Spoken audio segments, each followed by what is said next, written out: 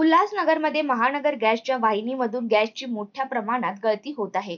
गळती होत असताना मोठा आवाज यातून येत आहे. कॅम्प नंबर 4 च्या कुर्ला कॅम्प परिसरात रस्त्याचे खोदकाम सुरू असताना जेसीबीच्या या गॅस वाहिनीला धक्का लागला. त्यामुळे वाहिनी डॅमेज होऊन त्यातून तात्काळ गॅस गळती व्हायला सुरुवात झाली.